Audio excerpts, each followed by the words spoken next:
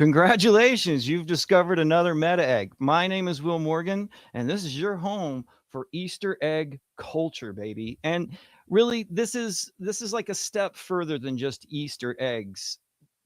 We speak a different language here, but what this whole franchise of Stranger Things has done is given us an opportunity to like cross reference ideas here. And so we don't know what Stranger Things is going to do to the future of storytelling and to the culture at large. Here, let me show you what I mean. Specifically, I'm talking about Stranger Things relationships to itself, like its self-referential like exploration here. I think that it might be, and this could be argued, I believe that Stranger Things is probably the first series that we've seen that was written as a complete whole.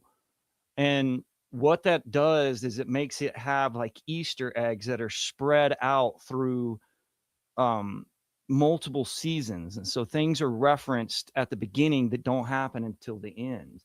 And it creates this like feedback loop that gives fans the space to create theories and to and to be honest with you, we can explore here if this is a good thing or a bad thing, because I don't know. I just know that it's like this is new territory in my opinion.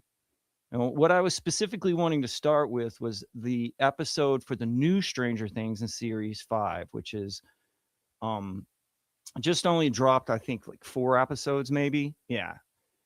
Chapter 1, The Crawl. Chapter 2, The Vanishing of Holly Wheeler. Chapter 3, The Turnbow Trap. And Chapter 4, Sorcerer.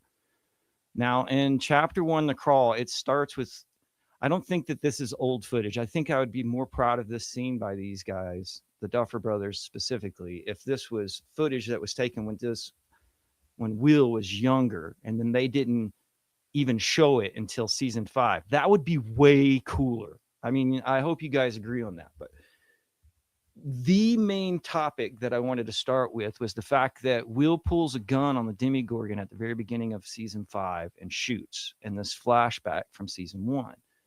And a lot of people were stunned. They're like, where the hell did Will get a gun? And it's interesting that if you go back and you look at a difference, the season 1, we got to make sure that doesn't play too much or we're going to be screwed here. If you go back and you look at season 1 and you look at the first episode, the very first time that Will is experienced in the Upside Down, it starts very quickly. And we're just going to go through all of season 1 here, guys. We're going to clip back. We're going to look at some articles. We might be here for a few hours. So settle in, let's get loose. Let's enjoy ourselves. Let's see if anybody has shuffled into the comments here. Oh, Mythocast is all over this. So they called them, let's see here. Hi, Mythocast, how are we doing? There are some things that are strange about its place in media and its timing. Last year, let's see. Last year, I realized the video game I play had added the exact same character, more or less, in the form of a wish dragon. The model is way close to the show's Demogorgon. Yeah, see, exactly. But it's like a weird feedback loop. You get what I mean? Like here, let me show you this. Because it's regurgitating culture in and of itself. Like, so there's these certain cultures that we had coming out of the 70s into the 80s that were known for their continuity, like Marvel and like Star Wars. And Star Wars is filled with all kinds of Easter eggs too. And basically what we have is like Stranger Things kind of like looking back at that culture, but it's like amplifying that culture at the same time.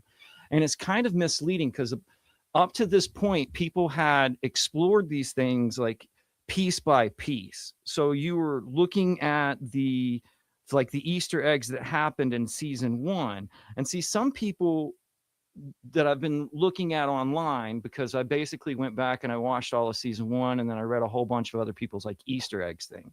So I don't want people to get the wrong idea. Like, we do Easter eggs, but we're not like the commanding force or like definition of what is an Easter egg. And what we look at is probably things that are unintentional as well as intentional. And that doesn't make it any less meaningful. Like, the issue though with Stranger Things is there were some Easter eggs that were in the first couple of episodes in the first season that don't even come to fruition until like season 3 or season 4. And that's my point of showing you guys Will with the gun at the very beginning. If you go back and you watch the first episode, the last thing you see before he's kidnapped is he's loading the gun. And so what they did was they gave you the space to forget about the gun, because you see him loading a gun. I mean, he gets kidnapped by the Demogorgon. Nobody knows what the hell a Demogorgon is, or where he went, or what the Upside Down is, and none of this exposition has been given to us. So it's like totally strange to us. But towards the end of the show, what they're showing to us is like, no, you know all of this lore, because all that exhibition that we gave you, it worked, right? So you know the physics of the Upside Down, you know the physics of the Easter eggs, but you didn't, and you weren't shown that. You were left out of the loop at the beginning. The audience didn't know anything. Now the audience knows more than the characters know. It's this weird, crazy thing that's happened. But I mean, there's a gentleman who studies symbolism and stuff. His name is Roland Barthes. He wrote a book called Mythologies, and it came out in the 1950s. But what he did that was very confusing to a lot of people was he would kind of analyze the stuff that was seen in culture as being symbolic, even though it may not have intentionally been so. And so Barthes explored how various cultural artifacts, ranging from food and drink to professional wrestling and toys, can be seen as signs that convey deeper meanings and societal values. He argues that these signs create myths that not only reflect, but also shape collective consciousness. So I'm reading from an article right here, Mythologies by Roland Barthes. Okay, Mythologies is a seminal work. And Barthes emphasizes the roles of the mass culture in perpetuating bourgeois ideologies, critiquing how certain representations naturalize social realities and obscure historical complexities. And I mean, that in a nutshell is what Stranger Things is doing, but we don't know what effect that's going to have. Like, most of what you can see Disney doing, putting out things where they're basically just a homage to an animated feature and they're making it live action. I mean, that's like self-referential. And there's Easter eggs that are hidden in the new stuff that represent images almost to the point of like whole scenes being done. But is that healthy? I have no idea. Now, the other image I showed you guys right here is the one of the first Easter eggs that you see in the first series, which is them betting right before Will is lost on who can win a race. And he mentions, I want your X-Men 134. And so any other time, maybe that would be random in something. But that was our like first clue that the Duffer Brothers were giving us a little foreshadowing with the Easter egg, because 134 is the beginning of the Dark Phoenix saga, or one of the main issues of the Dark Phoenix saga, which starts with like the Hellfire Club. And again, the Hellfire Club that comes into play later on in like season 4, I think. It's big in season 5 right now also. But that was there planted in an Easter egg at the very beginning. That was marvelous, because there's a lot of things that we can do to figure out which way in the direction the story is going to go and continue to go Like, this is still relevant to season 5 because that basically implies or kind of hints at the fact that El becomes the leader of the Hellfire Club, which is what happens in issue 134. And the Dark Phoenix idea, like El becoming evil. Now, a lot of different stuff has been said also about the consistency of the symbolism that they put out, kind of being foreshadowing with how this thing's going to end with other people, pointing out the context of the Dungeons and Dragons stuff. I mean, the Dungeons and Dragons is a like there's a law, there's like a rule system as far as like the points go. And when in the opening scene they're playing Dungeons and Dragons, which is kind of a reference to ET, like there's a few different people that keep coming up, either being used or directly referenced, um and those being like John Carpenter, Stephen King, Steven Spielberg. Those three specifically are referenced a lot with little Easter eggs, plot twist. But also, if we look at the movie posters here, we move over to the movie posters, and you can see in their first campaigns, they were using imagery that was kind of homaging uh, older works that were from the 80s. And of course, like individuals like Steven Spielberg, Stephen King, John Carpenter are basically the foundation of a lot of culture that came out of the 80s. But what they're also doing is they're implanting certain cues to which way the story is going to go. You know what I mean? So, for instance, Jaws. I mean, Stranger Things making a movie poster that they have the movie poster, I think, in Will's room of Jaws. But there's also other cues. For instance, I think in Jaws, we can look at this real quick. I think in Jaws, they're using the same cars. Like the police force is driving around in the same cars in Jaws as they are in Hawkins. And I think the guy in Jaws is called Hopper or Hooper. It might be Hooper. Who's the let's see, Jaws. I feel like they're telling you the whole time what's going on. The whole time. We don't see it because we were in like season 1 or season 3. But now that we're getting season 5 come up, we have an opportunity to kind of like really explore what they're doing. And this could be useful for anybody who's just a fan lover, to someone who's trying to tell stories themselves. Or we can just critique it and say it's a bunch of bullshit, and that's cool too. Let's see here. Plot. New England Iron is like Brody. See, the guy's background is a lot like Hopper's, because they're like ex-military dudes. Yeah, Matt Hooper. There it is.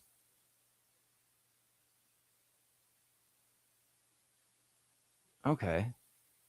So they're playing with the names, because the chief is called Brody, but the oceanographer, I think, played by Dreyfuss, his name is Hopper. Let's see who was the cast at. Yo, Spliff, where the cast at? Yo, Spliff, where the cast at? Here we go. Richard Dreyfuss, right? Okay.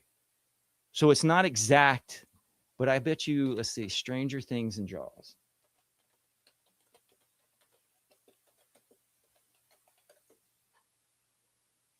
Let's slow down here.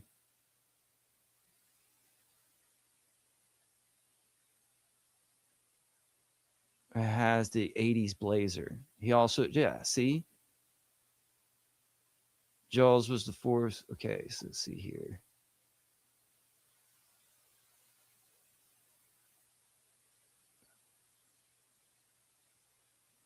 So there's certain parallels to the movie. I mean, and it's completely derivative. I don't know what this would do though. I mean, because it's really cool what they've done. What they've done is it almost seems like they wrote season 5 and then they wrote season 1. It seems like they started from the back, and then that way they could thread everything that they wanted through the whole thing. And another good example of this is Holly. Like if you go back and you watch season 1, I mean, Holly's like one of the first people you see at the dinner table. Like Holly's through the whole thing.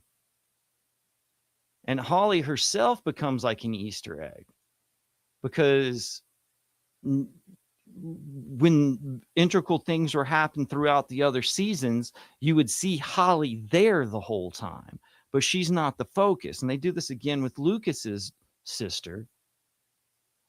She's like referenced before she actually becomes important. And so this gives you, like, a lot of people have complained about the fact that the leads are way older than they should be. That doesn't bother me too much because that's how all 80s movies were, bro. You would have these seniors in high school being played by 20-year-olds. So it's like kind of like part of the culture in and of itself. But now you have these individuals who were not necessarily part of the cast growing into their own. And if you could design that to be more than 5 years, I mean, that's what Marvel's trying to do, right? Because what Marvel's had what their problem is like you can go a decade with these people, but when you start out with them, they're 20. When you end with them, they're like, it's almost like their career or football career. You know, they're playing Captain America for 13 years. And so what people like Marvel and what individuals like the boys have done is they're bringing in this concept of a high school where they can rotate the new starting team into position. And that's all like super duper planning and genius. Let's see. Let's catch up in the chat real quick. That's a good poll. Oh, yes, the Jaws. Oh, yeah. These posters. Stranger Things is Jaws. The Evil Dead is a good example because a lot of people were complaining. They were like, they're showing these Easter eggs, the Evil Dead in the background, but that doesn't have anything to do with season 1. That's because that doesn't become part of the plot until season 3. And so they're using their location management. So they'll have like a scene. They'll be like, okay, sometimes the scene will take place in the Wheeler's basement.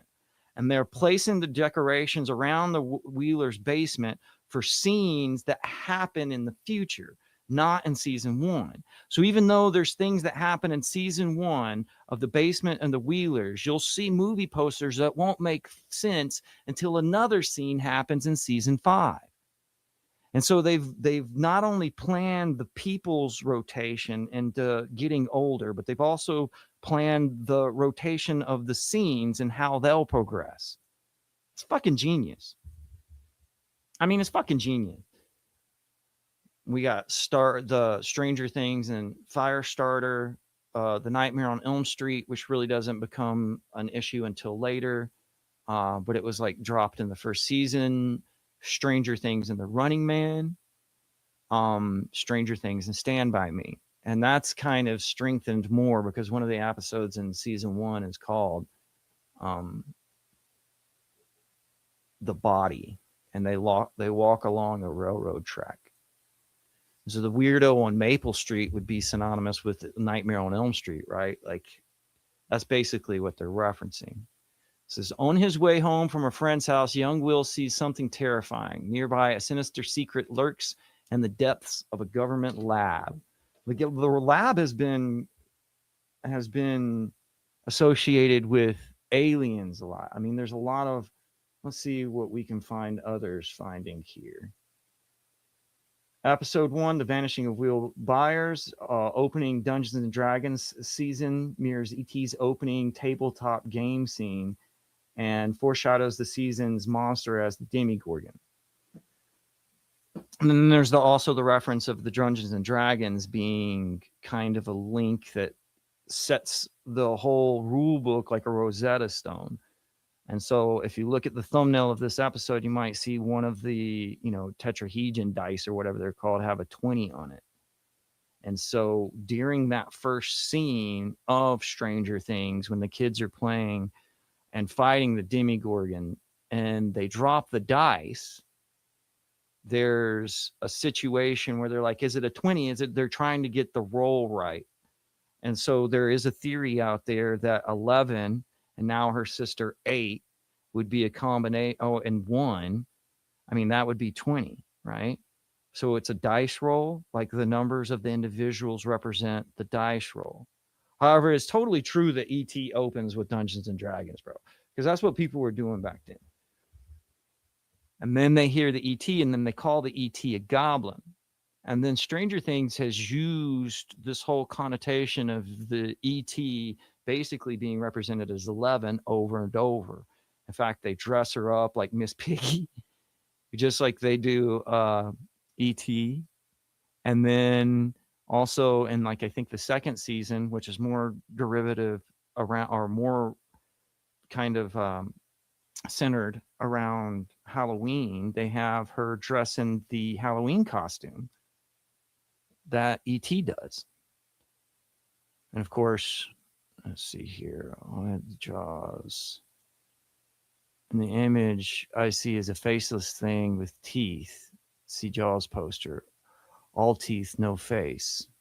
Right. There's a symbolic representation of the mouth like that. I mean, there's the mouth of hell. And there's a lot of references to hell as far as like the underground goes. The mouth of hell. The mouth of hell refers to a medieval artistic concept of hell as a giant gaping monster's mouth, often seen in Last Judgment art, symbolizing damnation. So if you, like Barthas is saying, there's sort of a cultural reference to the movie posters, whether it was intended or not. The gaping mouth is kind of, let's go over here because it's more obvious. Back up here. For the hell of damnation. And she's even walking on the upside down. Like, as far as this AI representing the monster mouths that have something to do with judgment, some of the first representations of judgment is on what is known as the Sea of Glass. And so the Sea of Glass is kind of representation of, like, Christ walking on water, Elle walks on water. When she's not in the upside down, but her little remote viewing arena in her head, so to speak. That's cool. Monster mouth. It's a monster mouth. Jaws is the name of a sleep. Oh, I know who Sleep Token is. Good song. It's a love song. All right, let's keep going here.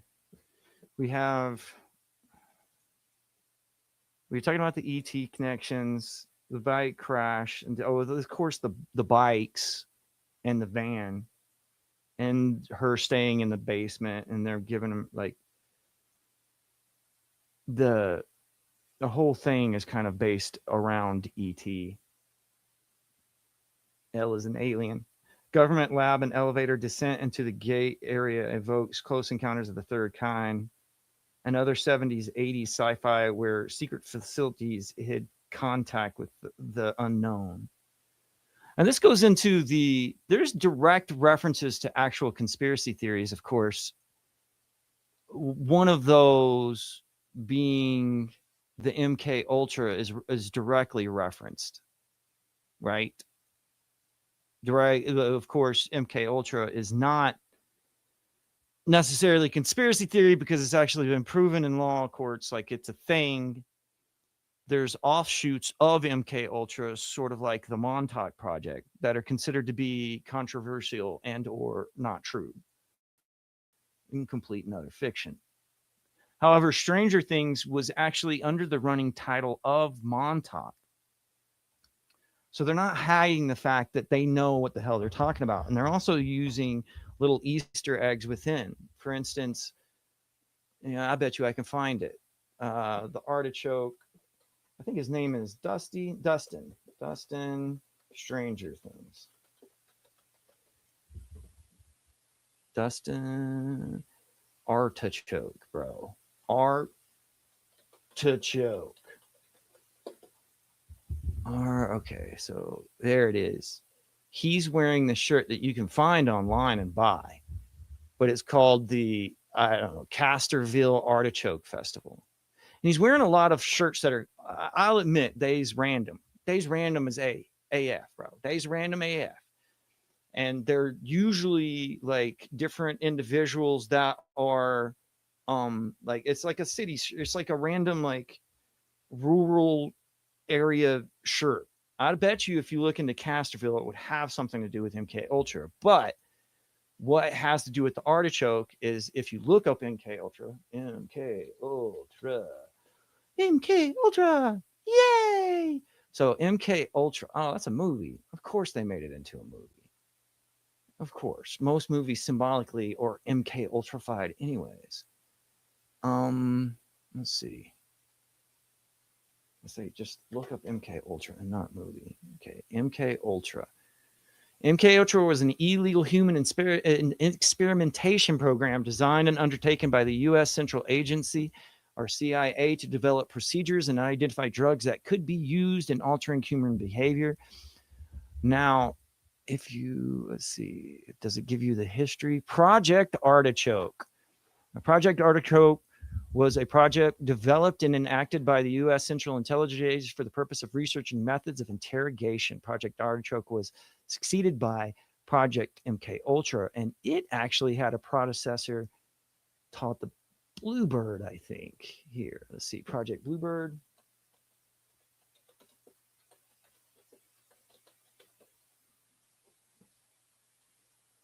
Image. No. Project Bluebird pursues several initiatives, most notably a past CIA program for mind control interrogation. So Project Bluebird, initially known as Project Bluebird. So Project Bluebird is Project Artichoke. They have Easter eggs for both, because Dustin is wearing an artichoke shirt. We'll look up Casterville here in a second.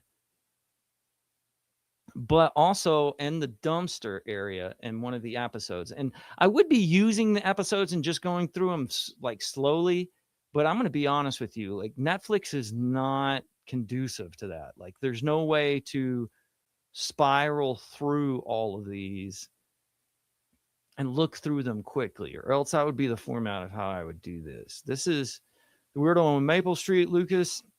Mike and Dustin try to talk to the girl they found in the woods. Hopper questions an anxious Joyce about an upsetting phone call. The Holly Jolly, because each of the Stranger Things seasons is centered around a holiday. The first one, of course, being Christmas. So that's why they incorporated the lights. In season 2, they incorporate the pumpkins. Refusing to believe Will is dead, Joyce tries to contact with her son. The boys give an 11 a makeover. This one might be the one that we want to look at here. Stop it so it doesn't get us in trouble. And is he wearing it now? It doesn't look like Dustin's wearing it now. They turn her into Miss Piggy. And then, okay, so it'd be the next one. The Flea and the Acrobat. The monster, the bathtub, the upside down. Again, the body is the one where they're walking along the train tracks, I thought. He's not wearing it in this one. When they get to the junkyard, there's a Bluebird bus. Let's do this because I'll get in trouble with this. We'll get away from there. Let's see. Bluebird bus 11.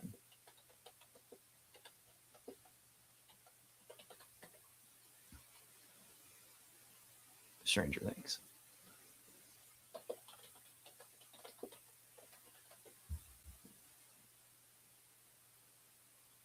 Yeah.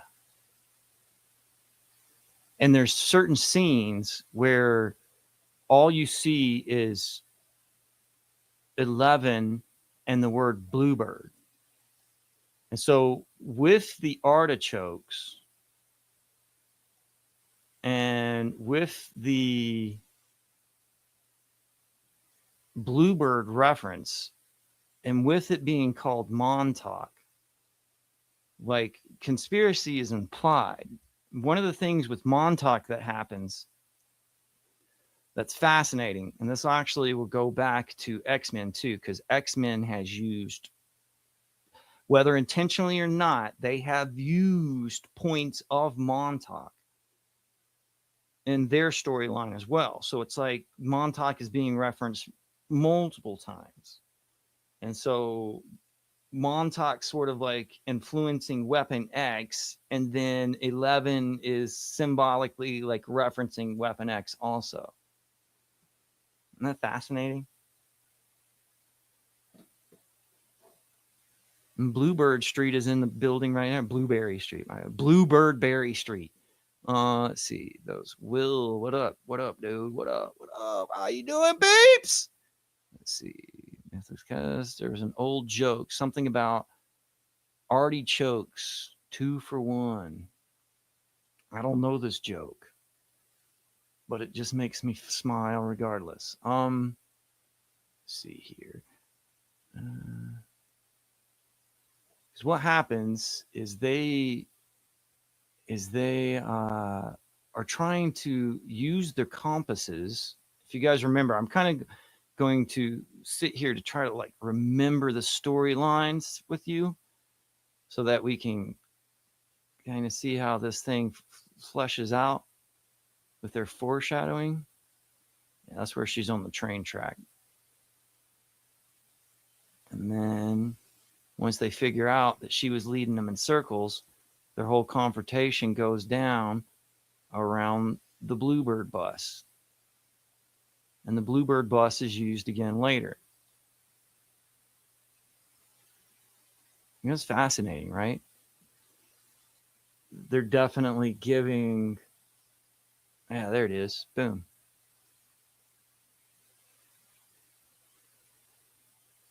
That's wild.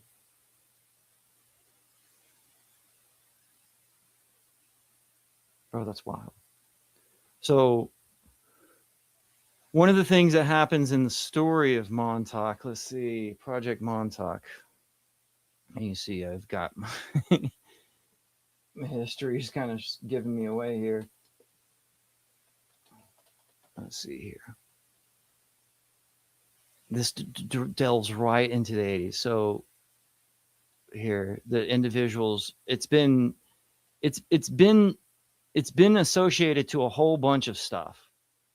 It's been associated to the Total Recall franchise. Montauk has been associated to Sunshine for the Spotless Mind or whatever that movie is. In fact, in that movie, they have a little apparatus that goes over the individual's head and erases his memory. And there's multiple times in his memory where he's like, meet me at Montauk. So, like Stranger Things, the people who are writing this stuff are aware of what they're talking about. But if you don't know, we're just going to go through it for the sake of filling my time here. Um, Montauk was this idea that they were going to make kids hook them up to these flying saucer chairs, and through the flying saucer chairs, they were going to be able to manifest things out of nothing.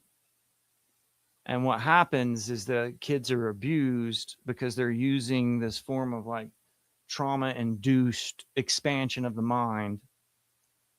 And the kids resurrect this beast that's made of like mental images of the most horrible nightmares ever. And the beast is named Junior, and Junior destroys Camp Hero, where Project Montauk was in Montauk, New Jersey. So Junior is basically the Demigorgon, and 11 is one of the Montauk children.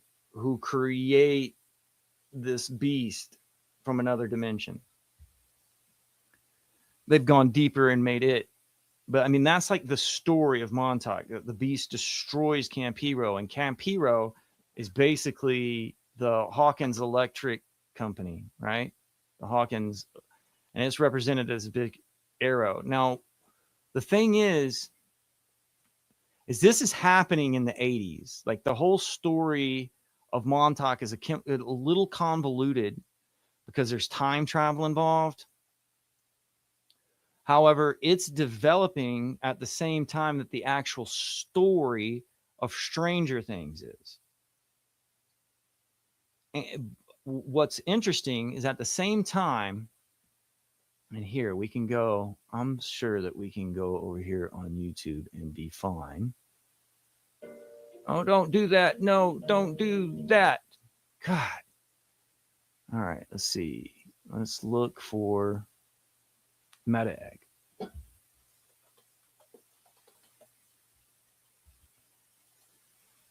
There. All right. Jeez. So if you go to meta egg, no, turn this off. There's us right there. Season 1 Easter eggs. But you go down here to one of the cartoon ones that we did. We're looking at Saturday morning cartoons. We went in deep into Montauk. And I think we had to split it into 2 different shows because it got crazy. Because what we discovered were all of these TV shows, or I think it was X-Men, I think it was G.I. Joe, I don't want to say it was Defenders of Earth. And they were coming out with kids being put into these machines where they were creating these beasts from their fears and their imagination. And then they would, like, Cobra did it to kids, and they had a chair. Defenders of Earth had to get one of their kids actually creates the bad problem. And then the G.I. Joe one was Cobra. The X-Men, they had a whole set of kids that they had to, like, I think that they were using mutants in that one.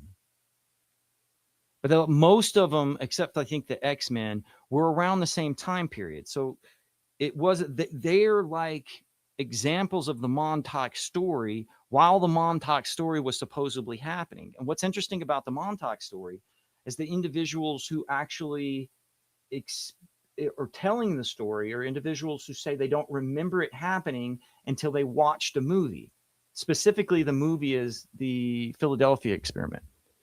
So regardless, okay, of the intention, what we're getting here is like a movie giving an individual an experience, then that experience becoming more media, intentional and otherwise, that creates more experiences. Isn't that fucking wild, bro? And that's like why Stranger Things is important. It's like the main theses. It is what meta egg's about. Like, this is our language. This is what we talk about. This is what we're trying to express right here. Like, there is something that happens to people. It becomes fiction. The fiction creates people having the experience. It informs the way that they interpret it. Bingo. Boom. End of show. Mic drop. Walk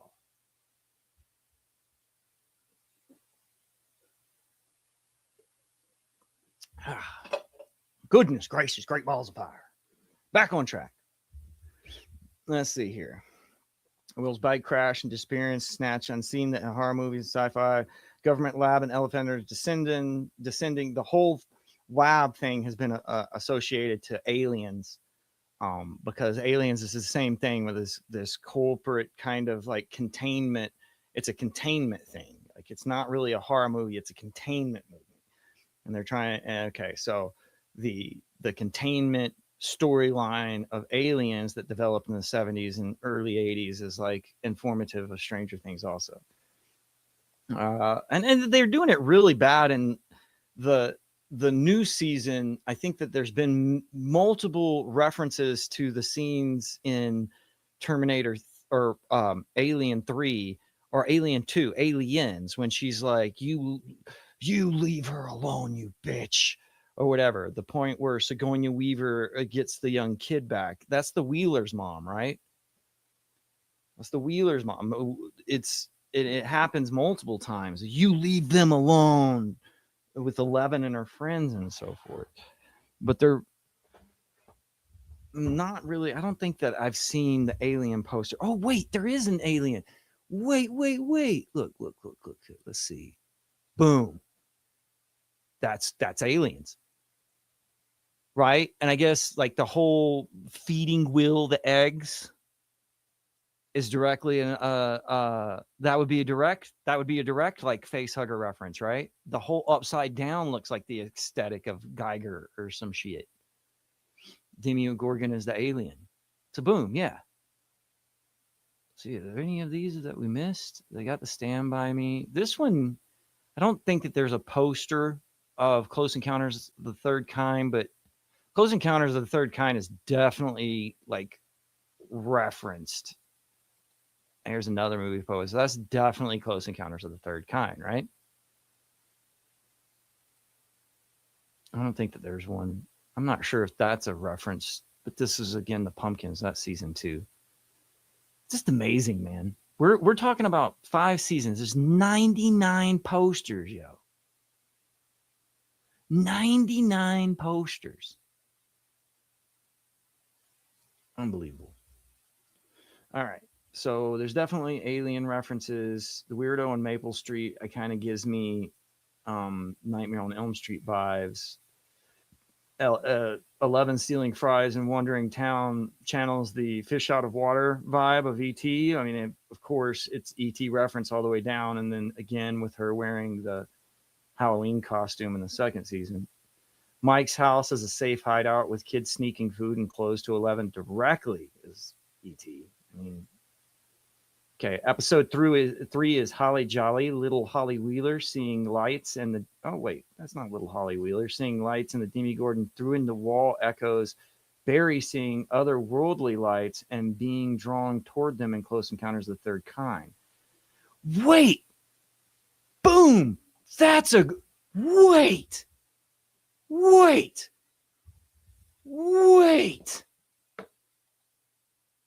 Oh, this is important. You're telling me it is referencing Holly at the beginning, but here's what's interesting. Oh, this is so good, guys. This is what I'm talking about. The monster goes for Holly Wheeler. When she brings she brings food because technically Will's dead, right? The body references the fake body of Will Byers. So Mrs. Wheeler comes over with Holly Wheeler. And the lights, again, we don't know what's going on with the lights because we haven't had that exhibition yet. Holly follows the lights all the way down to the tunnel, goes into Will's room. Demogorgon pops out of the wall, yo, gets right at they're going from the kid for the kids from the very beginning. The whole point is that they're trying to amass these kids into some way for one to take over, but he's always harvesting kids, and he's always harvesting the ones that have talent. And Holly's our girl. Holly's been the star of the show from the very beginning. We just didn't know. And see, now everybody, like, I get annoyed because there's been some individuals who are like, what is Stranger Things trying to say? Is Stranger Things trying to say that if you're gay, you have superpowers? No. Will Byers is not gay, therefore he can control Demogorgons. That's spoilers, yeah. But he's not. All of the kids are powerful in a very Dungeons and Dragons type of way. That's what, bro. He goes after Holly Wheeler, bro. We didn't think that was important. I think it's important. Oh man, this is good. So it's like Will Byers' gun. Like the reference to what's going on is there. before it's there. Damn it, man, that's great. She says, "You got to leave." She kicks him out quick. And I'm not sure which episode it is. Maybe we should see. It's got to be, it says it's Holly Jolly. She goes in there and the lights are all up. And then she follows the lights all the way down the hall. And then the Demigorgon pushes through the wall. But we don't know what the hell's going on when we first see it because we don't know how the whole upside down works and stuff. And we don't know that he's going after kids, but he went after Barbara first. I mean, he's accumulating, and it could be that all of these kids are influenced and become Montauk children when one gets into their heads. So Will's power is coming from one. Therefore, other kids that he has, including Holly Wheeler, who's attached. Holly Wheeler, I'm going to tell you what's going to happen, bro. Holly Wheeler is going to come out of this as the healer. And I think that in season 5, homeboy Mike sits her down and he's saying that shit, right? He's like, this is Holly. These are all of her powers. I bet you if we go back and we check it out, he's telling Holly that she's a healer. And that means that Holly's going to come out of this with superpowers too. She's probably going to heal her parents. Bro, that's what's happening.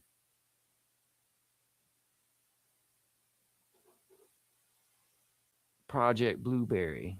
That shit's funny.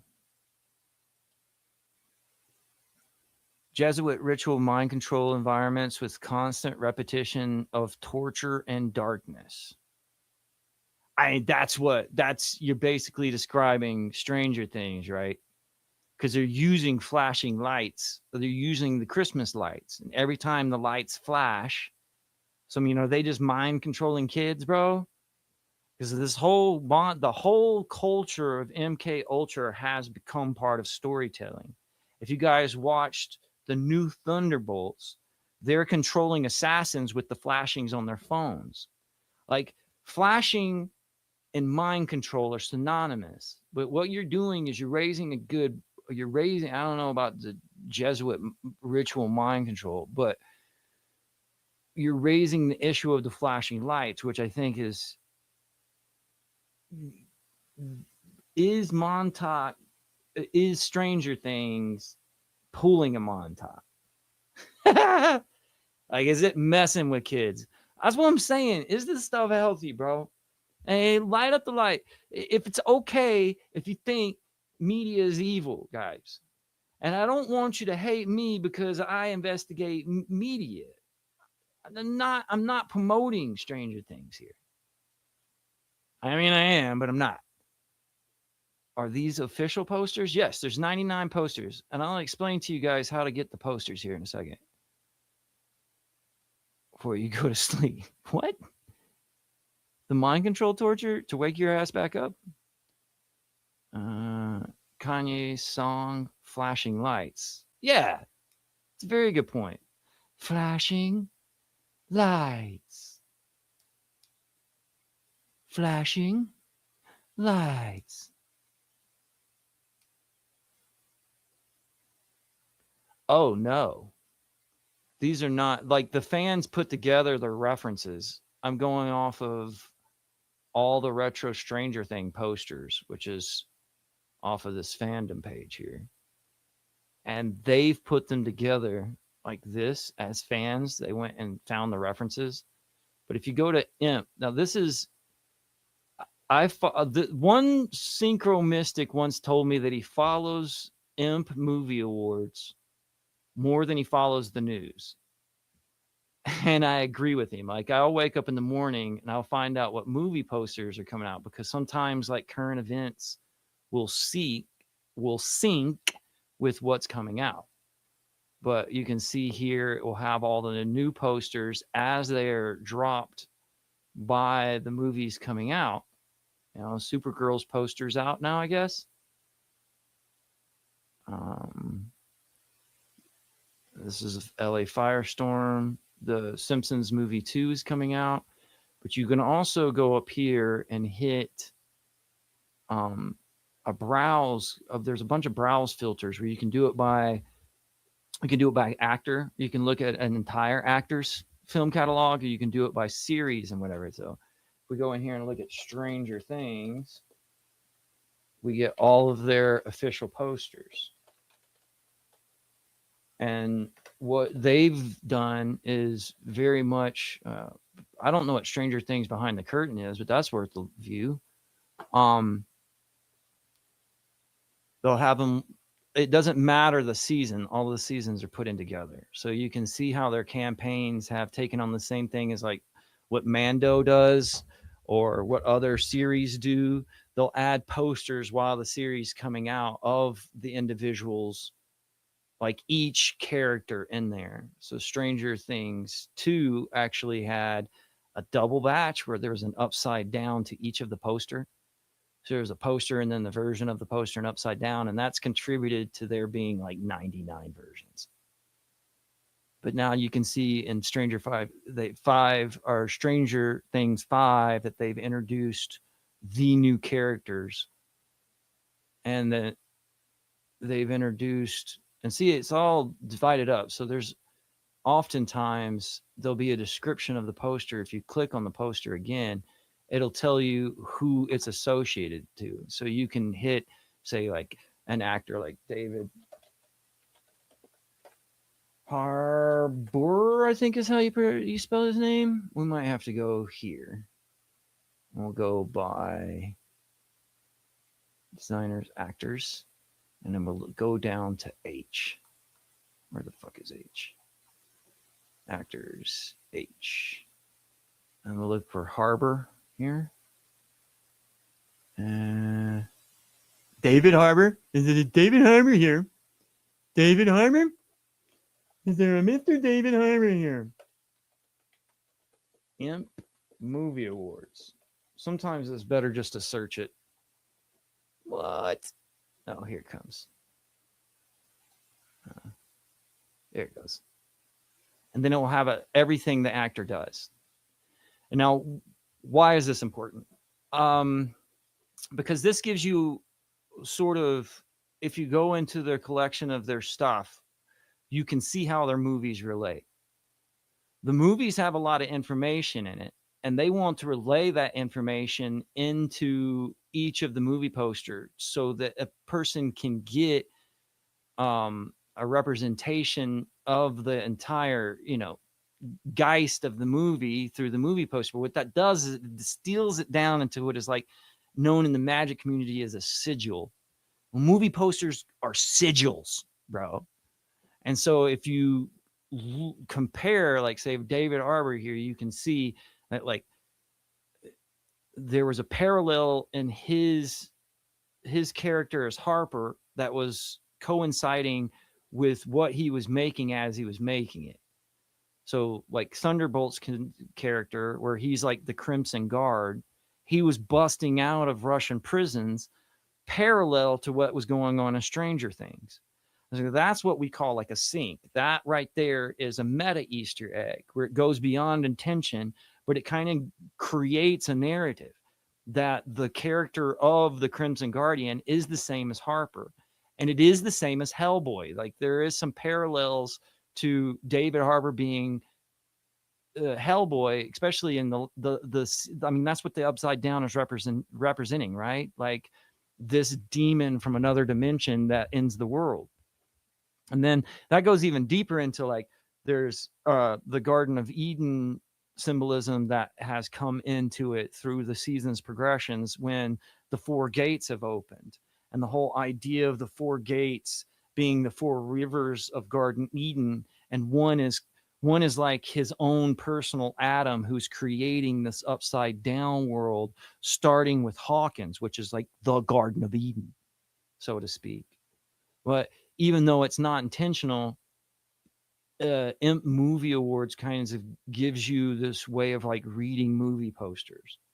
And so I'll find when I find out that movie posters have like been leaked, I'll immediately go look for them on International Movie Database. And movie posters, of course, are a good way of like making content and not getting popped for copyright, which happens a lot around here.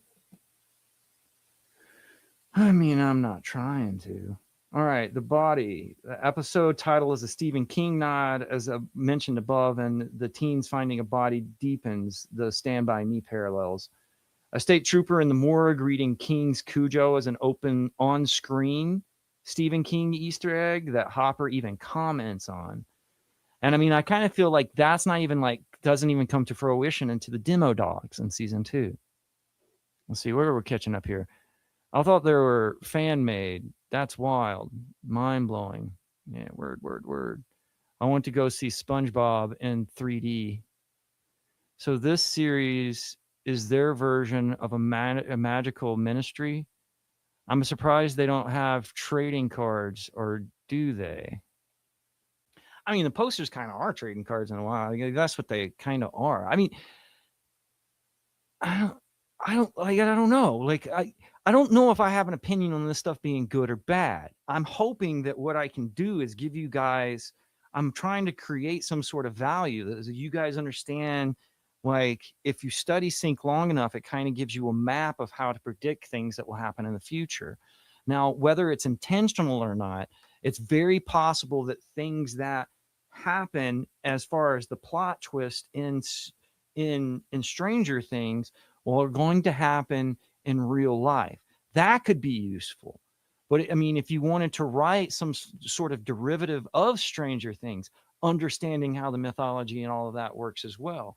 So yeah, I mean, but I don't think that I can give you a definitive answer on if what they're doing is evil. I want to know if you guys like Stranger Things or not. I mean, do you think it is a good thing? Is this a wholesome thing to do? Or is this some sort of like weird destruction of pop culture by like eating itself?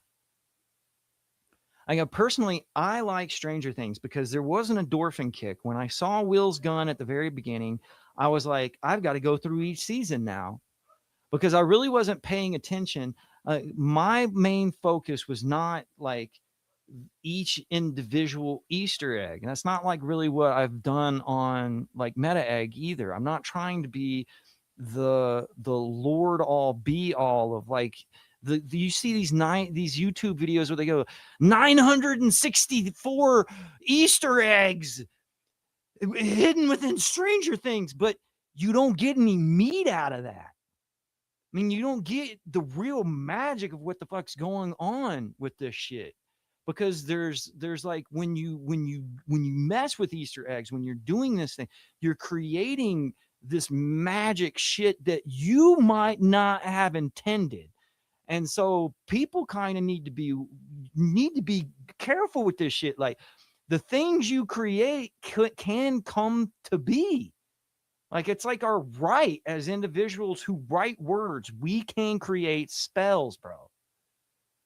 And Stranger Things is a spell. Like, it's changing consciousness. Like what Barthus was saying, bro. Like the role of mass culture in perpetuating bourgeoisie ideologies, critiquing how certain representations naturalize. Like, he wrote this thing one time because after Einstein died, they took out his head, right? They took out his brain, started like measuring his brain and shit like that. And Barthos was like, guys, you don't understand. What you're doing is symbolically like meaningful.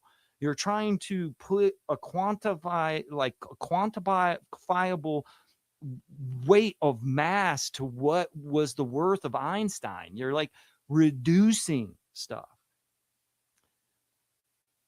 Mel, so you rock, Will. Word, peeps. Word, spread it. Spread it. All right, let's see here.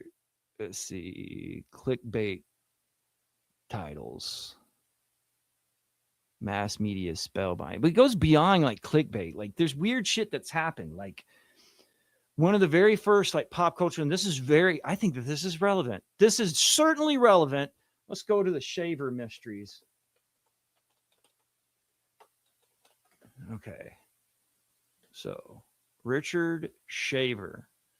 So, Dick Shaver was an American writer and artist who are achieved notoriety in the years following World War II as the author of controversial stories which were printed in science fiction magazines. Shaver claimed that he had personal experience of a sinister ancient civilization that harbored fantastic technology in caverns under the earth.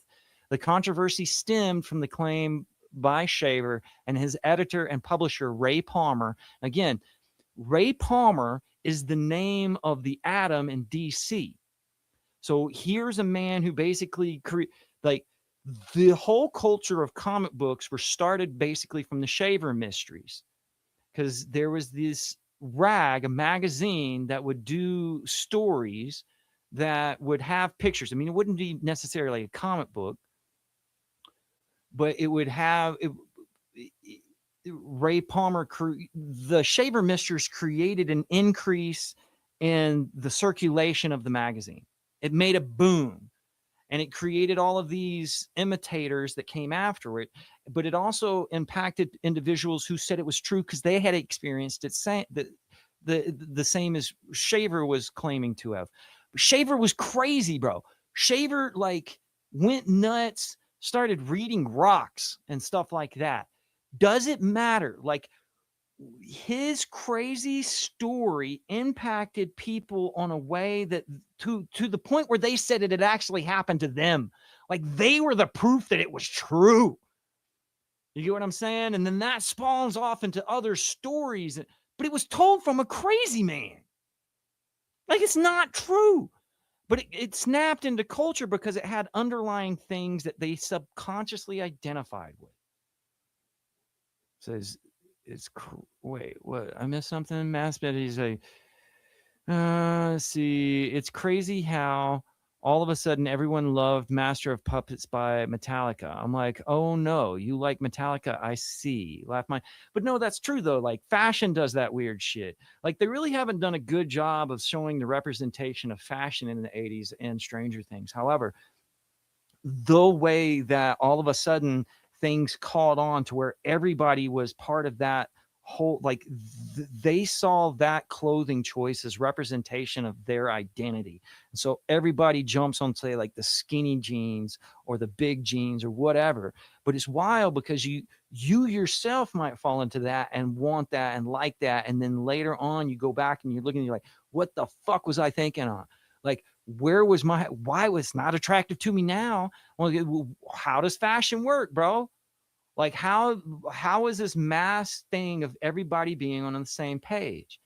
And there's certain aspects of Stranger Things that I've noted that are like, yeah, that happened back in the 80s, but it ain't happening no more. One of the things is like the mall. They show the mall packed. Back in the 80s, I remember this, bro. I remember being in the mall. It had people from one side to the other side of the mall. It was just like a sea of people. You go to the malls now, there's like freaking, it's dust bunnies. Is it tumbleweeds, bro? Is it what? Nobody's in the mall.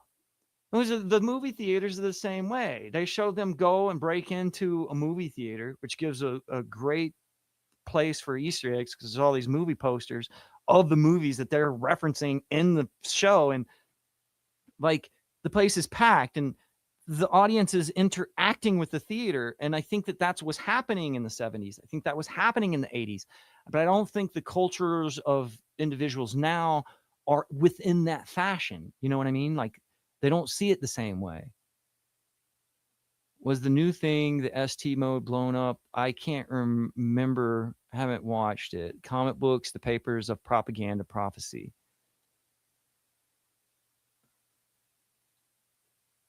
They foretell everything in comic books where no one takes it seriously. Right. It's the trash strata. And you really can't tell. It's like the Simpsons, right? I mean, how many times have you heard people say the Simpsons to the point it's almost a meme now? Then anything happens, people go back and like check out the friggin' Simpsons. Is it because they're producing so much content, or is there something going on to the fact that it's almost like a reflection of what we don't take seriously? Well, regardless, wherever we mine fiction comes from the same place that we're unaware of, because that's what we're trying to do. We're trying to create these plots that people don't see coming, right? You're trying to create this totally original story, and you're tapping into wherever we hide secrets in our brains, in the unconscious or whatever. The foretell everything, comic books, the subliminals, fashion is one of the 9 spheres of influence. I tagged you in the older post about demigorgons and 1,000 teeth. For I am a demigorgon of 1,000 teeth. All right. We're call back. We're gonna leave the Shaver mysteries up there, and we'll go on to the next episode, episode 5, the Flea and the Acrobat. The science lesson about parallel dimensions illustrates with an acrobat and a flea on a tightrope channels classic classroom exhibitions scenes from the 1980s genre movies. The kid's using a compass to find the gate is reminiscent of the DIY kid adventuring gear in the Goonies and the similar films. Well, it's definitely referencing the Goonies. There's something else about the parallel dimensions. There's a lot of meat in the things that they show you when the kids are in class. There's certain concepts that they're talking about that, of course, are like interesting to the plot. And I mean, it kind of reminded me of Donnie Darko. Like that happens in Donnie Darko, where there's sort of like Easter eggs in the classroom of what's going on, when it's done in a way that sort of delivers the exhibition. Episode 6, The Monster. Jonathan and Nancy aiming themselves with a bear trap and weapons to hunt the Demigorgon mirrors monster hunting prep montages in the 80s horror like The Terminator and The Thing. Well, they have made them like monster hunters. And I think The Thing, a lot of people didn't get the reference of The Thing. I think that was one of the ones that you don't understand the paranoia as being used. You can't trust anybody until you get to the episodes that are talking about the Mind Flayer having spies and so forth. And of course, they use the Terminator later in like season 3 is like just absolutely scenes taken from the Terminator. The creature attacking their car and window shots are staged like classic movie jump scares, yes, of course, but also they're kind of like the Scooby-Doo thing going on, where the kids themselves, and it's referenced in a different season when Sean Austin shows up. Sean Austin, they're making a point out of calling Bob Newby. I mean, it's like such an on-the-nose name for him, but Bob Newby says that he's a superhero, and they keep calling him a superhero. Was actually everybody involved is a superhero. And then they have like characteristics of what their superpowers are. Like, for instance, Nancy always uses the gun. Mrs. Byers always uses an axe. And those become like sort of like how in the Walking Dead comic book, how each person had their way of killing the zombies with a different weapon. But those weapons are also like, you know, how like different G.I. Joe have weapons, so to speak. And then they use G.I. Joe a lot in the 5th series. But they've kind of created, like, I would like to see some sort of like it would be crazy to see a video game, right, that was in the style of the video games that came out in the time period that the story takes place, but with with playable characters that are like represented in the in scenes that are in the movie, you know, like, and maybe better than the ET video game, but like there's certain things that would be cool to play, and it would be cool to see the characters represented with the little weapons that they keep, you know, like their special mutant powers or whatever. All right, you guys are quiet in the chat room for a second. Let me keep going. The Bathtub, episode 7. 11 using a sensory deprivation kiddie pool with salt water to boost her psychic reach nods to altered states where isolation tanks and unlock stage mental experiences. So this goes into Jonathan Lilly. Well, let's talk about Lily here a second. Dr. Lily. I gotta take the caps off. Jonathan Lilly. He's the guy who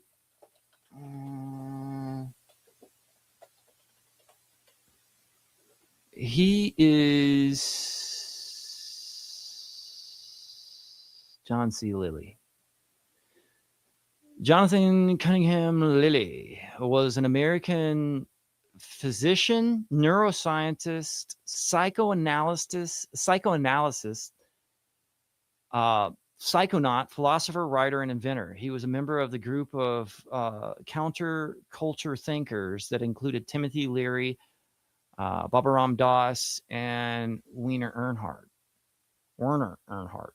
All frequent visitors of Lilly home. But he is the creator of the deprivation tank.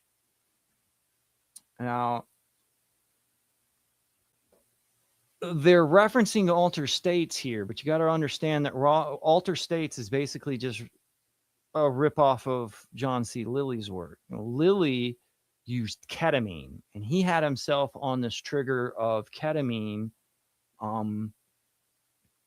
of a 24-hour cycle. He took ketamine every hour. This is like in the 60s, 70s maybe, and he would get in a deprivation tank. But he's also a leading writer on the ideas of synchronicity as well, because once he did that, he was experiencing all kinds of synchronicity. He would write books where you shouldn't read them from front to cover to back cover because it wouldn't make any sense. You're almost supposed to open it randomly, and then he got this from like the I Ching and stuff, and it's just fucking brilliant books. But in one of those books, he talks about the fact that when he gave ketamine to a certain individual and put them into a deprivation tank, that they kind of almost turned into a caveman and progressed to their ancestors. And that's basically what altered states is. Like on the nose. That comes from John C. Lilly. But John C. Lilly's deprivation tanks were used by remote viewers and sort of a way to drown out all of the distractions and focus your brain. They also use white noise, which I think is interesting because all of these things have been associated to not only psychic phenomenon, but spiritual phenomenon. And that goes to the whole connotations of the upside down and talking to the dead. But Lilly is kind of integral to he's being used. Like, see, it's weird because there are a lot of connections to the content that Stranger Things is drawing from, and those connections to and sort of like influencing synchromysticism. So, and synchromysticism is basically what we're talking about when we're talking about meta eggs and stuff. And not only Lilly with Montauk, like there's an actual book called Montauk and Synchronicity. Montauk. Let's see. And what's interesting about Montauk, it has a lot in common with the Shaver mysteries that we were just talking about. Conspiracy. Montauk and Synchronicity. Let's see. It was a book, man. Where'd the book go? Where'd the book go, yo? Project Montauk. Maybe if we do Project, I'm not spelling Montauk right. Project Montauk. Where's the book though, bro?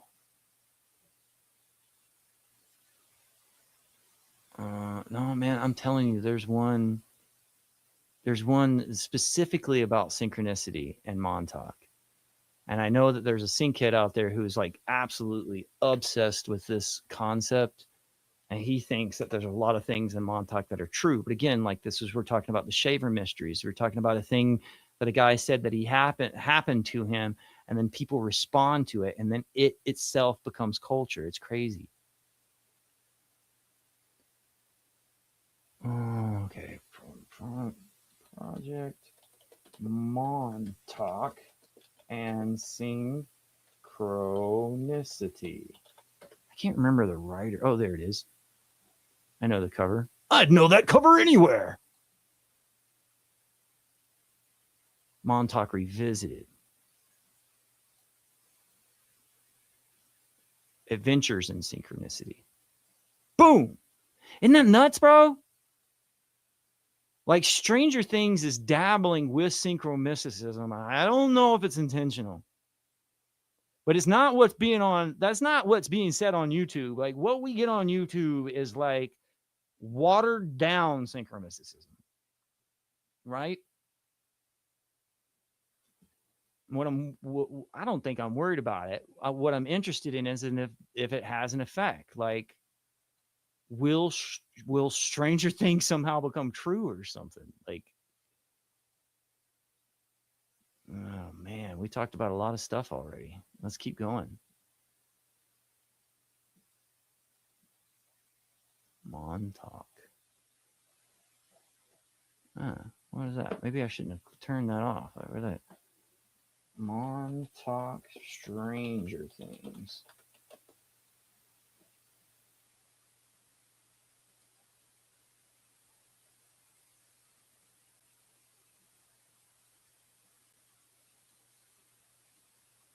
Montauk was a television sci-fi horror concept created by the Duffer Brothers and the original iteration of the hit Netflix series Stranger Things. This early version was much in common with Stranger Things, but differs in various ways. Most notably, it was planned to be set in Montauk, Long Island, rather than the fictional Hawkins, Indiana. The Duffers produced a script for the show's first episode, a 20-page Stephen King-style pitch booklet, and a mock trailer used in pitches to television networks to help illustrate the intended tone and feel of the series. See? Okay, the Duffer Brothers, while researching the alleged 1943 Philadelphia experiment for a school documentary, stumbled across the Montauk Project conspiracy and became obsessed with it. According to the conspiracy theory, which originates from Princeton B. Nichols' novel, Experiments in Time, that's what guy, Princeton B. Nichols. Okay, but experiments there were a series of United States government projects conducted at Camp Hero Montauk Air Station in New York. These imagined experiments involved psychological warfare techniques and research into time travel. What I don't think the Duffers know is the fact that those exact topics were playing out in cartoons, like we were mentioning, at the time that that stuff was meant to happening. So there are sort of Easter eggs hidden within old cartoons that are basically being lifted by the Duffers without them knowing it. The Duffers would eventually develop the concept for a found footage film inspired by the non-tech project, The Montauk Experiment. Oh, what, they did something? Well, the Duffers have some Montauk stuff out there, bro. According to the legend, the U.S. government conducted a series of clandestine experiments at the abandoned Montauk, Long Island Air Force Base from 1982 to 1987. This was during the final years of the Cold War, when the race to develop new weaponry and technology reached a fever pitch. With a near endless supply of funds obtained from a large cache of Nazi gold, the Montauk experiments pushed the very limits and ethics of modern science, testing everything from mind control to time travel. And our version of history, the OSS Film Photography Unit, exhausted documented the entirety of the experiments at the behest of the U.S. government after the experiments come to a sudden and disturbing conclusion in the late August of 1987. Oh, they're lining it up. They're lining it up. They're lining it up. So there's actually a parallel. There's a parallel made by the Duffers themselves of Stranger Things that goes and plays along the same timetable. Wonderful. That's nuts. Bro, that's nuts. Like, how can you guys think that's not nuts? The Montauks be a gritty and intensely realistic found footage. We basically made Blair Witch and Montauk. Creepy AF, bro. Montauk Experiment will be gritty and intensely realistic found footage presented in the lost film following the experience of their inception of blood-soaked finale. After the film will be told from the point of view of the scientists essentially the villains of the story. Our protagonist will be Duncan Cameron, the only test subject known to have survived.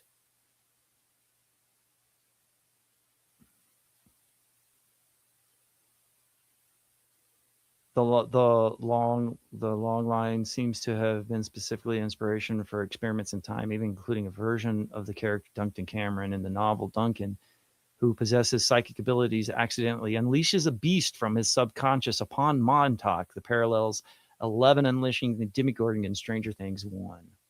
From the Montauk experiment was never filmed. It evolved into Montauk TV series concept, which in turn became Stranger Things. The plot script. The Montauk is the original script from that would eventually become the first episode of Stranger Things. The script is divided into 5 acts and contains similar scenes of vanishing of Will Byers as well as the weirdo of Maple Street. The Montauk series Bible has a booklet created by the Duffers to help pitch the series to networks alongside the original plot script, created with the intention of resembling a Stephen King novel. It also contained images and story elements, comparisons to classic 80s films such as E.T., Close Encounters, The Third Kind, and Stand By Me. The pitch booklet introduces Montauk as an 8-hour sci-fi horror epic that takes place in Long Island, 1980.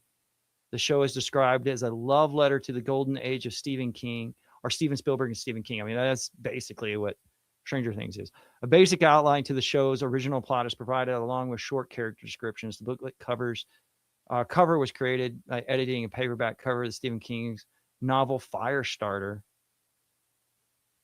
mock trailer. Damn! We got all kinds of info out of that. Differences is Stranger Things. That's wild, bro.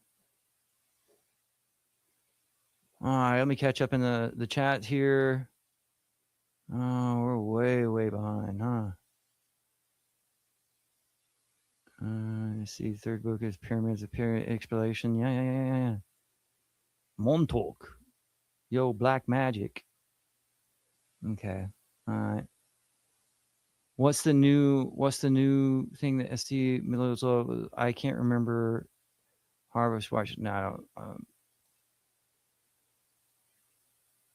no, we're way past this. I tagged you in an older post.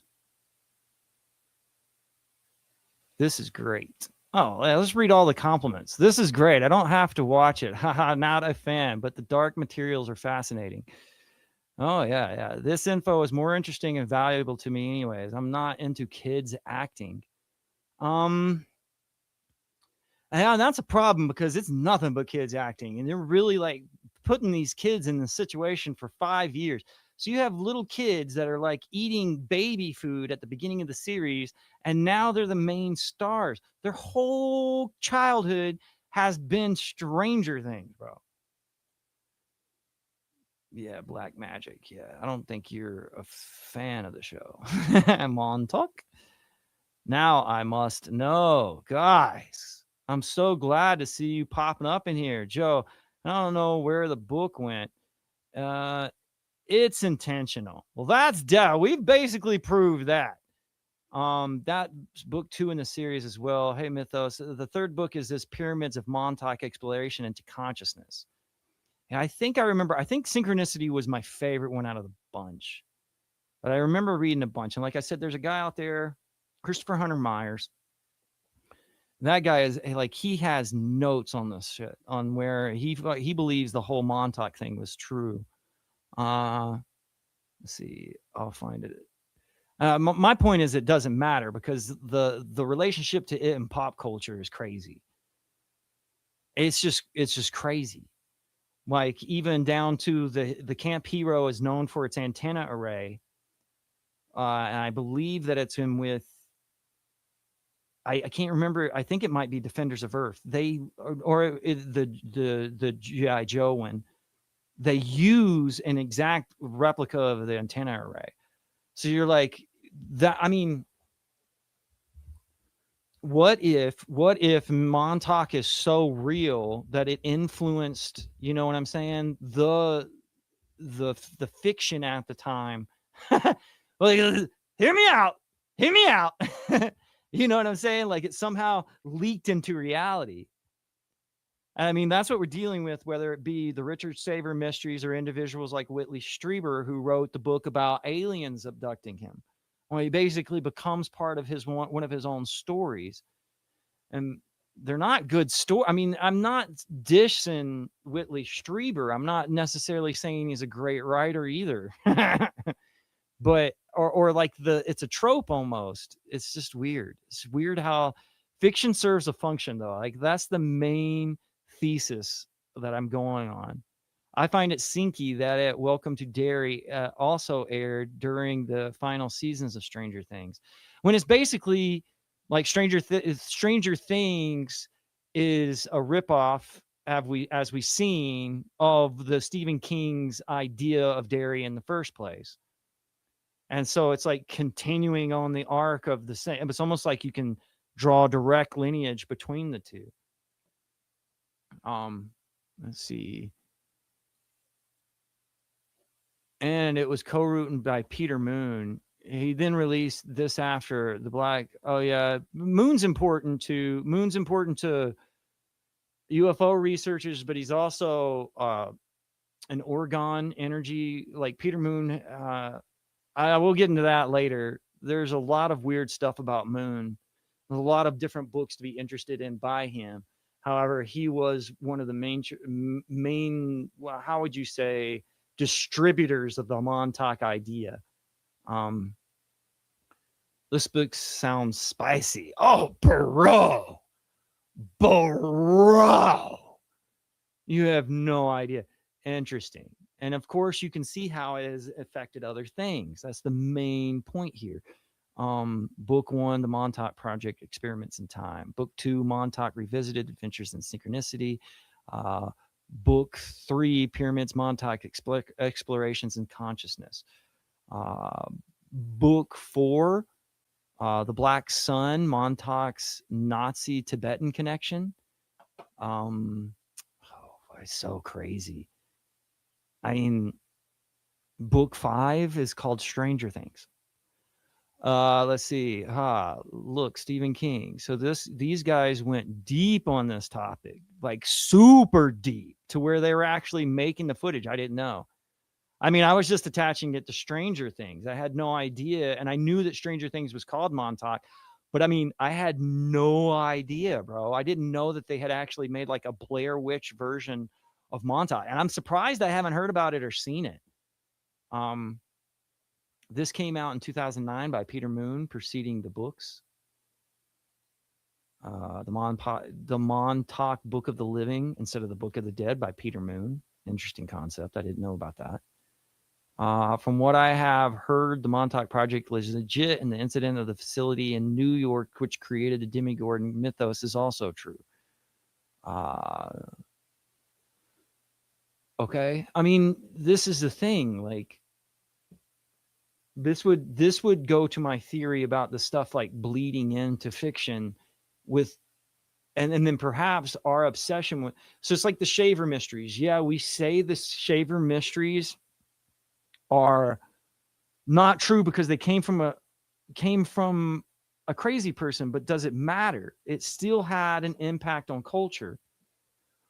And the same thing is true for Whitley Strieber. Like most people who are of a sensitive nature or a sensible nature will automatically they'll take a story like that on its face as being nonsense. But does the reaction to the populace kind of validate the story regardless? I mean, that's something we got to, that's what we're trying to figure out here as far as like meta egg is concerned. Like a lot of people will say, I don't understand the meaning of you looking for these things. Now, however, we're getting into a culture where people like Stranger Things are intentionally putting this shit there. So does that mean, like, why would you do something like that? Well, now the writers are doing it intentionally. So why would you analyze movies and overthink movies like that? Well, now the writers are doing it intentionally. So I mean, study it as a method of operandi, for, or at least, at the very least. But what if there is some way to find out secrets in reality by analyzing the fiction that comes off and that spins off of that reality, as sort of like revealers of secrets? And so the movies aren't saying exactly what happened, but they're kind of giving you a taste of like some of the things that would absolutely have to happen in that situation. And so if the situation is true and held secret, then it somehow like bleeds into the fiction, and somehow like fiction obscures the reality of the truth, right? And there's certain branches, like I've done a lot of research with the Branch Davidians from Waco, Texas. They were actually thinking about movies in this light. Like they would look at movies as sort of like counterfeits from Satan. Satan is not telling you the true story. Satan is telling you a version of the story that would kind of like mislead you, but there's still truth in it. It's fascinating, right? What if there is some sort of function to fiction to where if something big happens, you can see it leak into fiction? But you can also get into a bad headspace where you think all fiction is true, and that's not where I want you to be. Just those two words, antenna array. I mean, it's a big thing. They use the antenna array in Stranger Things. They call it Cerebro, but there's a lot of speculations that MK Ultra was the info. So there's a bunch of evidence to say that the whole concept of X-Men was kind of spawned off from the reality of MK Ultra anyways. So not only is Stranger Things using the same basic concepts and ideas that spawned X-Men, it's actually referencing the X-Men. So it's like I said before, it's like a feedback loop. So you're getting like you're not only getting MK Ultra like lore, you're getting it doused with Easter eggs with other MK Ultra lore. That's fun. It's ridiculous, bro. It's like redundant almost. Pulp. Yes, Pulp. You're talking about the magazines. Pulp. I mean, that's the predecessor to comic books, is Pulp. But most of that is drenched in sci-fi. And most of the early comic book stuff is drenched in sci-fi. And I think my overarching thesis of why comic books and sci-fi movies are important is because they disseminate ideas that are like you have to get to in your understanding of reality. Your observations of how reality and time and all of that work are worked out by individuals who create the process of that becoming part of human consciousness through narrative, right? Like not everybody understands MC squared, but if you see some movie where that's the overarching idea, then you understand it. Like not everybody understands multiverse, but then you watch like Spider-Man or Into the Spider-Verse or whatever. But the idea of the multiverse comes from real scientific like reasoning, and the understanding of it is almost disseminated through fiction. It's fucking fascinating, bro. Fucking fascinating. Have you heard the Quilith? What is this? The Kabbalah Shadow Tree of Life, the Upside Down Tree. I have. I didn't know that was the name of it. The Clefo. That's what is that word. I know that word. I didn't know how to spell it. The husk. The Kabbalah She. I mean, that's basically what the upside down is, right? It's the idea of the Clefo, right? Is that how you say it? Clefo. Where's David Plate when you need him? Clefo. Kabbalah tree. Yeah, there it is. The dark inverse counterpart of the Kabbalah tree of life. Good work. Thank you. Bravo. Let's see here. So there's like an upside down version or a dark version. but that's represented in Stranger Things because one of the first times you see somebody go to the upside down is when Nancy, was it Nancy Wheeler? That's a Wheeler, right? Nancy Wheeler goes through a tree. You get what I'm saying? I mean, they're using the plant life and everything as an analogy through the whole thing with the vines in season 2 and so forth. But when you first are, you're told through the whole story of the flea and the acrobat how the upside down works. But the first time that you experience it is when Nancy goes through a damned tree. I mean, how does it? You're grade A. I'm pointing out the Clepo here. But this is what I'm saying. I don't know. You can say the Clepo is an inspiration, but there's not necessarily like Clepo Easter eggs, per se. Maybe there are in some of the words if people know Hebrew better. Is there any Hebrew involved in Stranger Things? But this might be what I would consider an unconscious, because like you're dealing with stuff that if you try to figure it out and tell it in a narrative, it has to be true. But what that helps you do is like hypothesize how actually things would work. And so if you're trying to create this idea of the upside down, you're automatically subconsciously going to delve into all of the stuff that came before that, whether it was intentional or not. Now, if you double down on it like Stranger Things and use like the unintentional cues of X-Men, you're highlighting it even more. You're making it more pronounced. But I don't know if they've really like gone the distance on including the ideas of the Kabbalah into Stranger Things intentionally. I just know that whole Clepo thing you came up with is brilliant. Turns out the CID had gone ahead and mapped it out. This is the plot of Stranger Things. I see. Now we're getting to this is why we need you guys in the upside down is the Clefo, and they have tapped into it. But could they contain it? Was it the whole thing of Stranger Things is that it's created by L on the exact day as sort of like, well, what I don't know, the Montauk idea gets so convoluted with time travel and amnesia that I kind of have a hard time seeing it as referencing the Clepo. I don't think that it's ever mentioned in there. However, that would explain a lot. You know what I mean? Like, I don't know if that was like through the lore of Montauk, if that was what they were intentionally doing. I don't know if the Dust Brothers, the Duffers, I don't know if them Duffers know. At this point, it's just adaptation of cult fiction.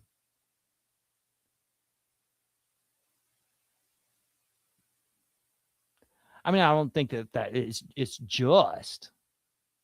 The answer seems to be in no. Whoa. Gorgons and the demigorgons or old ideas, yet Montauk faculties have housed the project. It is the big oh crap moment and realizing it's something they messed up, messing around with the Clepo. Is the new and modern, so it's like transcending generations. Truth is stranger than fiction. That much I think is true. A Sherlock Holmes quote, by the way. Now, I know a lot of quotes by Sherlock Holmes. I've read the entire thing multiple times. I did not know that came from him. Or maybe I just didn't realize. Asking about Hebrew, the show does use the alphabet and the season 1 as the link between the worlds. All right. I'm going to have to look at that. Let's see here. Kabbalah and Stranger Things. Theory about monsters in the upside down. Kabbalistic beliefs, Crowley and Theo. Well, this should be good. Let's do this. Theory about the monsters in the upside down, occult meaning. I found some interesting similarities that occult Kabbalist beliefs linked to Crowley and Thelema's cults. Let me try to sum up beliefs. 11 has paranormal abilities and can be therefore considered as a magician. Well, they do. They call her, that's what her title is in their party. For magic adepts, the goal is to reach enlightenment in order to find the true will, which would be Will Byers. Interesting. But I kind of automatically do that to characters named Will, including myself, but that's like used often. I think the kid that's in the X-File finales is named Will also. And there's some sort of, I think it's almost like a subconscious thing people do, and naming the baby Will has certain connotations to that. So yeah, I would jump on board with that. That's cool. That's cool.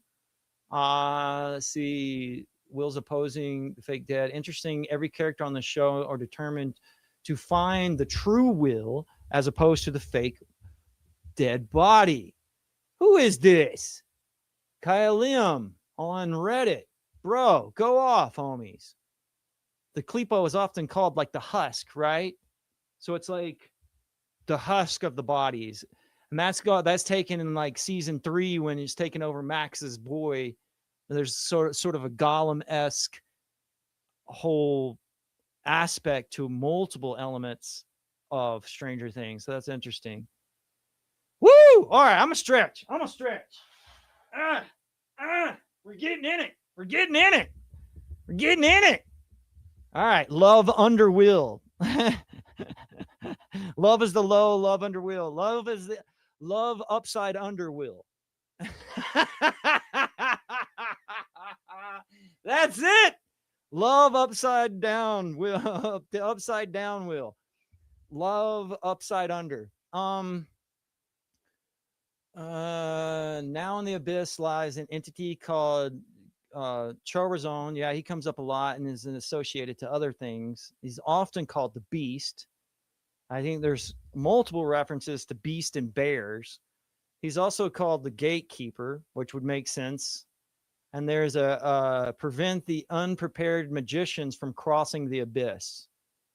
He is a representation of the adept magician's ego that is afraid of crossing the void. That is why Elle would say, I am the monster. But I mean, again, we can use like the whole X-Men 34, right? Like she becomes evil. And there's a cool thing going on right now because people are analyzing like Iron Man and becoming Doctor Doom as associated to the song I Am Iron Man. So in the I Am Iron Man by Black Sabbath, he kills the people he once saved. And so like people are saying, okay, there's foreshadowing going on. And there might be foreshadowing going on the whole X-Men 134 as well. I mean, it might go further than just that being a plot line involving the Hellfire Club. Elle becomes the leader of the Hellfire Club, but she's actually a destructive force and is one trying to bring out the fucking magical traits of these kids. Like, I don't think a lot of people are like, oh, what are they trying to say? You can become gay and you'll become powerful, because what we've already talked about Will's power being shown in the midpoint of season 5 here.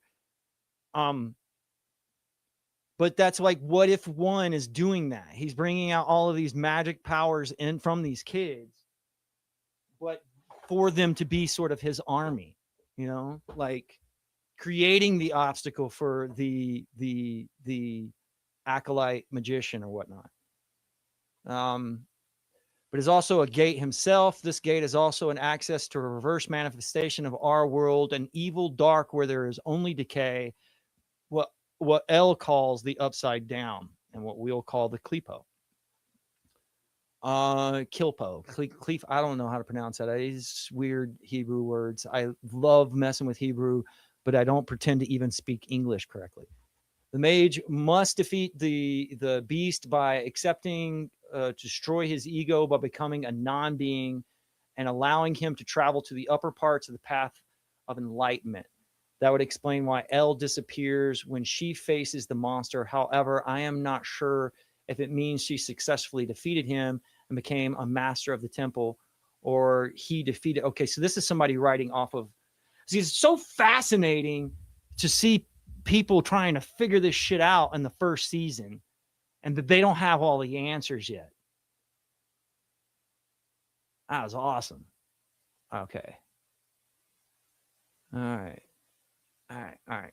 Asking about Hebrew, the show does use alphabet in season 1 to link the two worlds. I think that you kind of just ironic, really. And this is like, Will, have you heard of Edward Bulwer Lytton and the novel Bowler? Didn't he write The Coming Race? Hold on. Love is okay. Wait. Let's see. Edward Bulwer Lytton. I know I've heard that. Edward Lytton. All right. Okay, here we go. All right.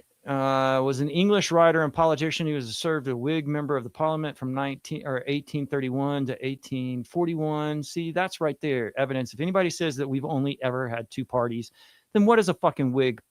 And the Conservatives from the 1951 and 1866. He was the Secretary of the State of Colonialism in June 50. We're known for his time. He coined the famous phrases like pursuit of the almighty daughter, the pen is mightier than the sword, dweller on the threshold. Oh, interesting. The great unwashed, and the opening phrase was a dark and stormy night. Yeah, which would be the coming race.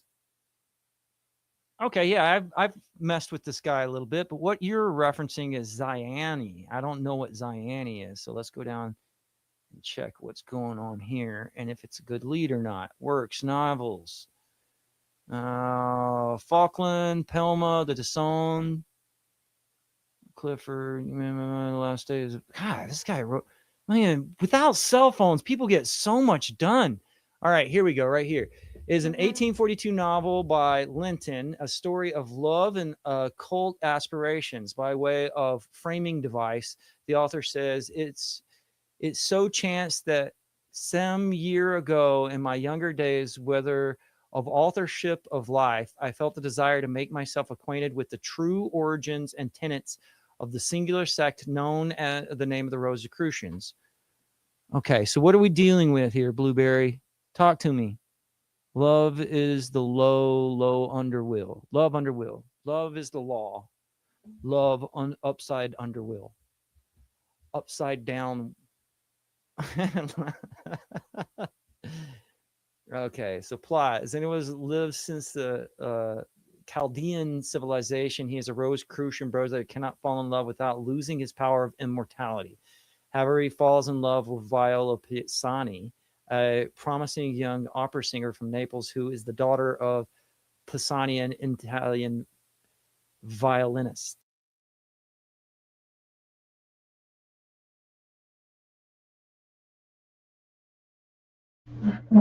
Is it working now?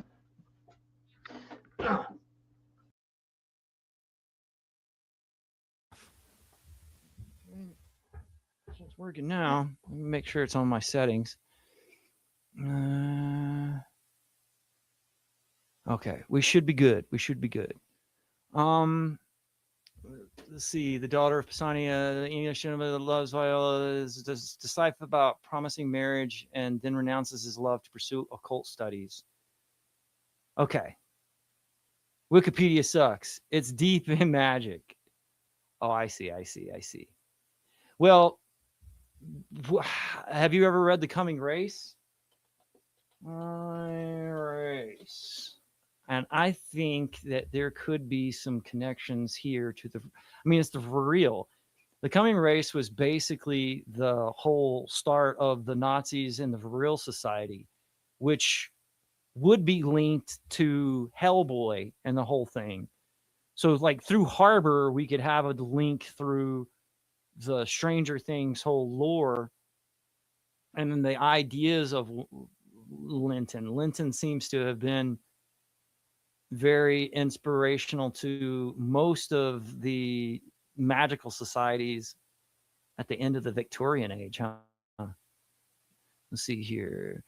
Love is the law. We talked about that. It's deep in magic. Of course, Wikipedia 6. Go to the theme. Yes, that's the Moon Child. Well, obviously, Vril had some impact on Crowley, right? So basically, this would be the archetype novel for Crowley's Moonchild, is what you're saying. Humanized Gothic art and invoked its poetry to suit the Victorian age. Linton alludes to deep Rosicrucian mysteries regarding the four elements. I mean, that would be in Stranger Things, division of the Hawkins into the four gates. Secrets that only initiated Rosicrucians have the power to reveal and which enable them to attain the ultimate goal, the discovery of the elixir of life and the attainment of immortality and eternal youth. This is all depicted in Zanones himself, who at the time of Babylon abandoned a human passion, or all human passions, to become immortal, but during the French Revolution became human again as he fell in love, eventually leading to his death at the guillotine. Oh, vicious. The name Zanonia is derived from the Chaldean root Zan, meaning sun, and the chief character is endowed with solar attributes. Fascinating.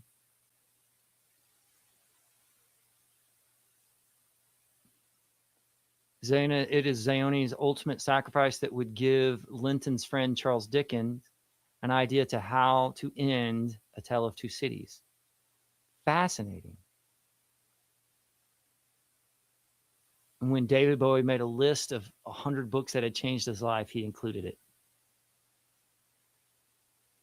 Speaking to Glendon, says The Guardian, know at least that all of us, the highest and the wisest, who have in sober truth passed beyond the threshold, have had as our first fearful task to master and subdue its grisly and appalling guardian. I mean, wow. Blavatsky, yes, of course. But I mean, those were like, that was the sci-fi fiction of its time, right? That was like predating the pulps. All of this is in direct, like, it's a direct lineage. And Moonchild, as you stated, I mean, that's a work of fiction. It's not one of Crowley's spell books. It's him trying to create fiction. But look at all of the fiction that it influenced, on down to the never-ending story and the empress being, the childlike empress being named Moonchild. Not to mention Rosemary's Baby, you know? And so, like, we have these things where it's like this stuff that gets forgotten about through generations is regurgitated into pop culture. But I think it serves a function. I don't think it's random. Yeah, fiction. I mean, basically, he was the first pulp fiction art, but there was one. I think that Eddie Dorpa precedes it as far as being considered sci-fi. And Eddie Dorpa is a weird one because it also has to do with a lot of conspiracy theories and stuff. But you can see that the whole inception of science fiction and what we would call pulp or pop art, pop culture, pulp culture, like all of that spawns from ideas of magic and aliens. I mean, all of it. Even if you go and look at like the first incidences with Iron Man, like I remember reading one of the first Iron Man comics that, you know, had gotten digitized, and he uses this little thing to blow a cloud out of the sky, and in the cloud it's literally just a spaceship with like a couple of aliens in it. Like, the first stories were about like this crap. It's like amazing. It's amazing. It's like and then you have like the way that it influences. So the first stories on the flying saucers, like there's a common thing that Robert Anton Wilson would always say: who was the first person that was abducted by aliens? And the answer is Bugs Bunny. Bugs Bunny was abducted by, well, like Marvin the Martian, right? And so it's like the fiction creates the experience in a way. All right, guys. It has been an absolute treat. This is just for season 1. Season 2 will come quick. What I'm trying to do is I'm trying to beat the finale, which is, how we were talking about all of the Stranger Things have basically been centered around uh holidays. Well, this one's centered around the finale comes out on New Year's. And so I'm trying to get all of these kind of a little Easter egg hunts for the certain seasons, and I hope you guys will show back up. There's a bunch of other stuff that I've got going on. If you go to Instagram and look up D's unit, I'm about to open up my merch store here with it might seem a little bit non-related, but it is totally related. Because what I've done is taken the old culture of the 1990s, how people would wear a shirt that said their name on it. Or you remember how you would get a shirt that would say, it would look like Taco Bell, but it would say Toca Bowl. And I'm kind of taking certain aspects and I'm creating my own clothing line. That's just because I'm a designer and an artist. I figured, what the hell, I'll just link it to my merch store. So that's coming soon. If you look up D's unit on Instagram, but what I'll assure you guys is that I'll have links to that and the next one when we do season 2, which you might pay attention because this might pop off tomorrow. But regardless, I appreciate you guys, Blueberry, everybody, man. You guys have been great. You guys have given me a lot more information, and I hope you guys show up so we can do this on the next Easter egg hunt, guys. Yeah, hit the bell. Put them all on, guys. And we'll see you again. All right? Take care, guys. And, stay away from the Clepo. Be